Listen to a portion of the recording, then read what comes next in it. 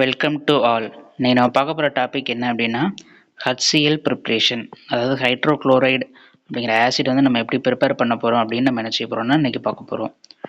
So hydrochloric acid இதை prepare பண்ணுறதுக்கு என்ன செய்யணும் அப்படின்னா சோடியம் குளோரைடை சல்ஃபியூரிக் ஆசிட் கூட சேர்த்துட்டு ஹை டெம்பரேச்சரில் நம்ம வந்து ஹீட் பண்ணும்போது நமக்கு வந்து HCl அப்படிங்கிற கேஸ் வந்து நமக்கு ப்ரொடியூஸ் ஆகுது. அதான் நமக்கு வந்து ஹைட்ரோக்ளோரிக் ஆசிட்.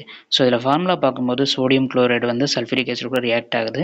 ரியாக்ட் ஆகிட்டு சோடியம் பைசல்ஃபேட் அப்படிங்கிறது கிடைக்குது, ப்ளஸ் HCl கிடைக்குது. இந்த சோடியம் பைசல்ஃபேட் அப்படிங்கிறது அதுக்கப்புறம் சோடியம் குளோரைடு கூட சேர்ந்து அதிக அளவு HCl வந்து ப்ரிப்பேர் ஆகுது. ஸோ இப்படி ப்ரிப்பேர் ஆனது வந்து மாய்ஸ்சரோடு இருக்கும், H2O வந்து சேர்ந்துருக்கும். ஸோ அதை நம்ம ரிமூவ் பண்ணணும்.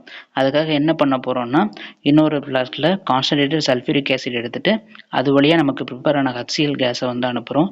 ஸோ அப்போ அதில் ஏதாவது வாட்டர்ஸ் வேப்பர்ஸ் இருந்துச்சு அப்படின்னா அதை வந்து சல்ஃபியூரிக் ஆசிட் உறிஞ்சிக்கிடும்.